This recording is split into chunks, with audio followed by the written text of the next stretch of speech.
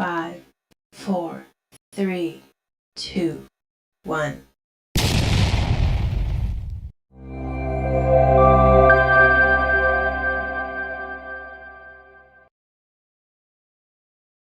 Assalamualaikum warahmatullahi wabarakatuh dan salam sejahtera.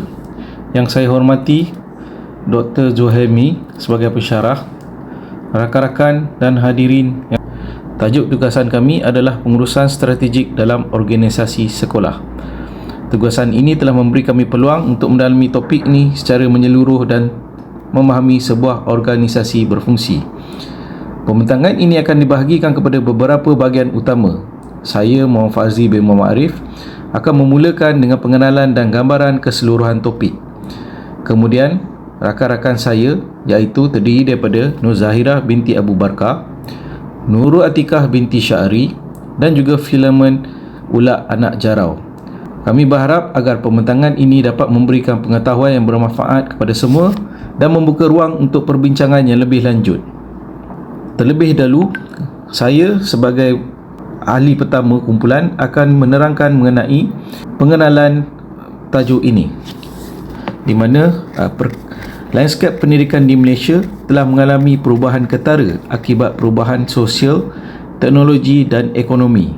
Sistem sekolah di Malaysia yang dikawal oleh Kementerian Pendidikan berperanan penting dalam membentuk generasi masa depan dan memastikan pendidikan berkualiti dapat diakses oleh semua pelajar. Sejarah pendidikan Malaysia dan juga struktur pendidikan, iaitu berkembang dari akar kolonial hingga bentuk semasa. Dikawal oleh Kementerian Pendidikan, kurikulum dari segi kurikulum, latihan guru, jaminan kualiti. Matlamat adalah sistem berstruktur memenuhi keperluan pelbagai populasi pelajar. Visi pendidikan Malaysia adalah Pelan Pembangunan Pendidikan Malaysia 2013 hingga 2025, pembelajaran holistik dan berpusatkan pelajar, di mana ini menunjukkan gagasan yang telus oleh Kementerian Pendidikan dalam merealisasikan pendidikan di Malaysia, iaitu menyediakan individu yang bersaing di peringkat global dengan kemahiran kritis, kreativiti dan juga nilai estetik pelajar itu sendiri. Yang kedua, kita boleh lihat perkembangan sistem pendidikan di Malaysia, di mana cabaran dan peranan sekolah, akses perpaduan, di mana dasar merapatkan jurang pendidikan bandar dan luar bandar, promosi perpaduan nasional dalam masyarakat berbilang etnik. Dapat kita lihat di mana kurikulum-kurikulum di sekolah merupakan topik yang penting dalam mengekalkan perpaduan di Malaysia. Selain itu, pendidikan juga memain peranan dalam menggalakkan perpaduan nasional. Dan kita lihat cabaran teknologi pada hari ini, seperti apabila pandemik COVID-19 telah mempercepatkan perubahan dalam pendekatan pendidikan, menekankan keperluan penyesuaian sekolah kepada perubahan masa. Di mana kita tengok COVID-19 banyak mengubah landscape pembelajaran Malaysia, di mana flexibility, akses lebih baik kepada maklumat. Hanya cabaran yang kita akan hadapi adalah akses kepada teknologi yang sama untuk semua pelajar, di mana pelajar bandar dan luar bandar mempunyai jurang yang sangat tinggi dari segi teknologi. Setakat ini saja untuk perkenalan daripada saya. Terima kasih. Okay, hai, Assalamualaikum dan salam sejahtera. Okay, saya Nur Zahirah binti Abu Bakar, nombor matrik 282846. Okay, saya akan sambung bahagian analisis persekitaran. Kita dapat dua analisis persekitaran dalam tugasan ni, iaitu analisis dalaman dan analisis luaran. Okay, yang pertama kita pergi pada analisis persekitaran luaran. Okey, terdapat 5 faktor analisis luaran, iaitu faktor politik, ekonomi, sosial, teknologi dan alam sekitar. Faktor politik di Malaysia seperti campur tangan kerajaan dalam sektor pendidikan adalah penting dalam membentuk institusi pendidikan yang baik. Sebagai contoh, dasar pendidikan Malaysia yang berubah-ubah dan persekitaran kawal selia mempunyai kesan yang ketara ke atas operasi sekolah, terutamanya dari segi kurikulum dan kaedah pengajaran. Selain itu, peranan kerajaan dalam menentukan kelayakan guru dan pembangunan kurikulum boleh menghadkan atau meningkatkan keupayaan sekolah untuk berinovasi dan menjadikannya penting untuk sentiasa selaras dengan perubahan politik. Yang kedua pula adalah faktor ekonomi seperti inflasi ataupun kemelesetan ekonomi. Perkara ini akan mempengaruhi bajet sekolah dan peruntukan sumber. Contohnya, ringgit Malaysia yang semakin lemah mungkin akan menjejaskan keupayaan ibu bapa untuk membayar pendidikan dan boleh menyebabkan kadar enrolment semakin rendah. Seterusnya adalah faktor sosial pula. Faktor ini termasuk jangkaan masyarakat mengenai pendidikan dan penglibatan ibu bapa serta sokongan masyarakat. Dalam beberapa tahun kebelakangan ini, terdapat permintaan yang semakin meningkat untuk sistem pendidikan holistik dalam pencapaian akademik, iaitu dengan memasukkan pembangunan moral dan emosi dalam sistem pembelajaran. Perkara ini akan memberi tekanan kepada sekolah dan juga guru. Selain itu, perkembangan teknologi akan memberi peluang untuk meningkatkan kaedah pengajaran melalui penggunaan peranti digital dan e-pembelajaran.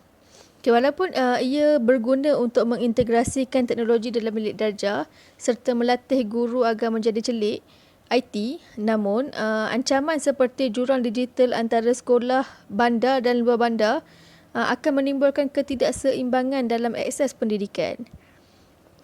Faktor yang terakhir sekali adalah faktor persekitaran dan undang-undang. Ia turut dijangka bagi menggalakkan kelestarian dan tanggungjawab alam sekitar. Kegagalan untuk mematuhi peraturan ini boleh mengakibatkan penalti, kehilangan akreditasi dan akan menjadi faktor kritis.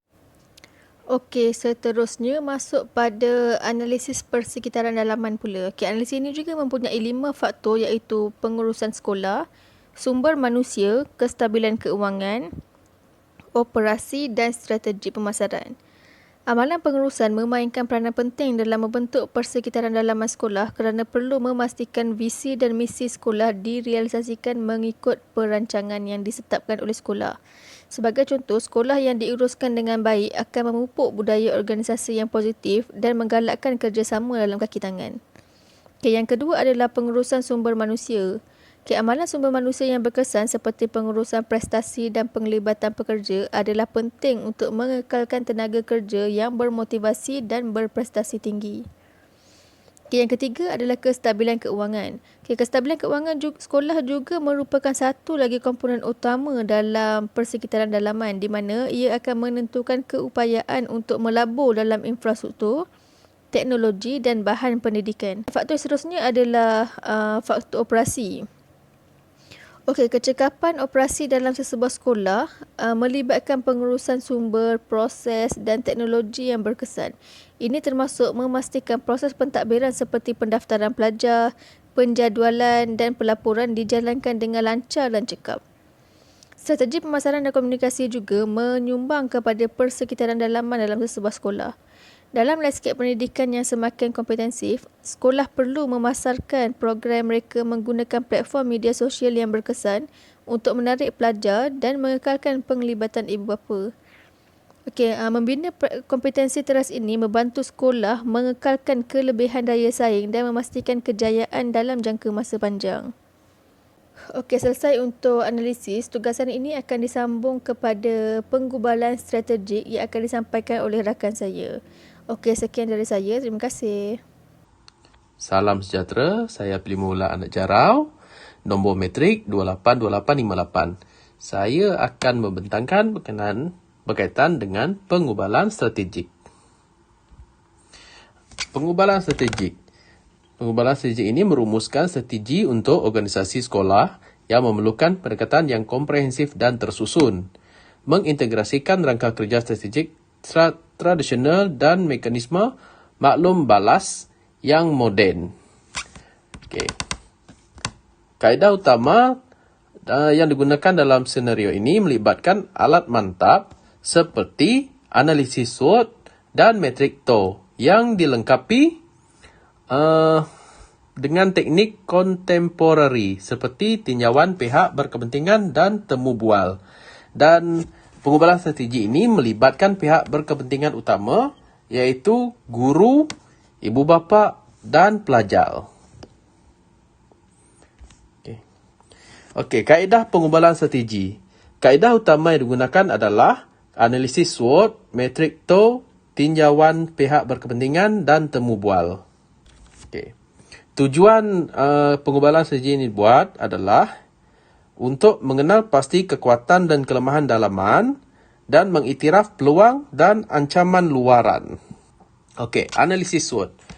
Peranan analisis SWOT ini adalah untuk menilai kekuatan dan kelemahan dalaman sekolah serta mengenal pasti bidang penambahbaikan dan peluang yang ada untuk sekolah tersebut. Okey, kekuatannya adalah rekod akademik yang kokoh bagi organisasi sekolah tersebut dan tenaga pengajar yang berpengalaman untuk mengajar di sekolah-sekolah di negara kita ini. Tetapi kelemahan yang didapati melalui analisis SWOT ini adalah komunikasi dalaman yang lemah dan penggunaan teknologi yang terhad. Ini kerana ada beberapa daripada guru yang mana guru tersebut merupakan guru senior mungkin kurang berpengetahuan dalam menggunakan peralatan-peralatan moden atau aplikasi-aplikasi moden seperti WhatsApp, email dan sebagainya. Baik, peluang dan ancaman. Okey, melalui analisis SWOT, peluang yang dapat dilihat iaitu peningkatan populariti platform e-pembelajaran dan potensi perkongsian dengan penyediaan teknologi. Tetapi ancaman yang ada adalah persaingan daripada institusi yang dibiayai lebih baik dan penentangan terhadap perubahan dalam organisasi. Okey, penentangan ini seperti yang saya katakan tadi, ada sesetengah guru atau kaki tangan sekolah sukar untuk menerima perubahan yang mana mereka sudah selesa dengan keadaan sebelum ataupun sistem yang sebelum ini dan bila sistem itu diperbarui mereka sukar untuk menerima dan mungkin akan dapat penentangan daripada pihak organisasi. Metrik TOW. Okey, fungsi metrik TOW pula digunakan adalah untuk menyediakan pandangan tindakan berdasarkan analisis SWOT itu tadi. Jadi, contoh strateginya adalah memanfaatkan reputasi akademik untuk membentuk perkongsian teknologi. Okey, penyelesaian untuk kelemahan. Bagi mengatasi kelemahan dalaman, amatlah perlu bagi organisasi sekolah menggunakan alat digital kolaboratif iaitu Slack, Microsoft Teams. Manfaatnya adalah agar komunikasi boleh lebih mudah dan lebih lancar dilaksanakan dan mampu memupuk kerjasama di kalangan guru sama ada guru tersebut guru senior ataupun guru junior. Dengan penyelesaian ini, masalah yang terdapat di organisasi sekolah dapat diselesaikan. Dan menghadapi ancaman persaingan. Strategi untuk mengatasi ancaman. Jadi sebelum itu sudah tentulah akan ada ancaman dari segi persaingan. Jadi strateginya adalah menekankan kualiti pengajaran dan mengejar pembiayaan atau geran luar. Jadi dengan itu hasil yang diharapkan daripada pengubalan strategi ini, pihak organisasi sekolah dapat menyampaikan pendidikan yang berkualiti tinggi walaupun dengan kekangan kewangan. Baik, itu saja daripada saya. Assalamualaikum. Saya Nurul Atika binti Syahari, nombor metrik 282853. Saya akan menerangkan beberapa cadangan. Untuk menambah baik pengurusan strategi organisasi di sekolah di Malaysia, keutamaan pertama adalah untuk memperkukuh infrastruktur teknologi di dalam sekolah. Dalam landscape pendidikan hari ini, platform e-pembelajaran semakin dikenali. Sekolah perlu melabur dalam platform e-pembelajaran yang mantap, bilik darjah pintar dan perisian pentadbiran yang boleh melaraskan operasi serta memberikan pengalaman yang menyeronokkan dalam pembelajaran. Memandangkan kini teknologi menjadi penting dalam pembelajaran, adalah baiknya jika sekolah dilengkapi dengan infrastruktur yang diperlukan dalam menyediakan pendidikan yang berkualiti tinggi. Transformasi digital teknologi ini bukan sahaja untuk meningkatkan kecekapan, tetapi ia juga mewujudkan peluang baru untuk corak pembelajaran kerana bilik darjah pintar dan platform digital membolehkan para pendidik menyesuaikan strategi pengajaran mereka mengikut keperluan pelajar. Di samping itu, meningkatkan pembangunan profesional guru juga harus diambil kira. Program pembangunan profesional yang berterusan harus dilaksanakan dalam memberi tumpuan kepada metodologi pengajaran dan kemajuan teknologi yang terkini. Latihan sedemikian memastikan pendidik kekal berkesan dalam menyampaikan kurikulum yang memenuhi keperluan abad ke-21. Sebagai contoh, program latihan menggunakan alat kecerdasan buatan ataupun arahan dipacu data. Program ini boleh memperkasakan guru dalam menyampaikan pelajaran yang lebih dinamik dan relevan. Seterusnya, memupuk penglibatan pihak berkepentingan, terutamanya daripada ibu bapa dan pelajar. Juga harus disepadukan dalam proses membuat keputusan sekolah. Pihak berkepentingan memainkan peranan penting dalam membentuk hala tuju strategi institusi pendidikan kerana input mereka mencerminkan apa keperluan serta harapan masyarakat.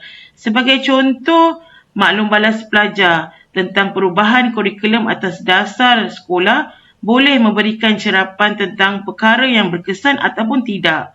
Pendekatan kolaboratif ini bukan sahaja meningkatkan ketulusan tetapi juga membina kepercayaan serta pentadbiran sekolah dan juga pihak berkepentingan.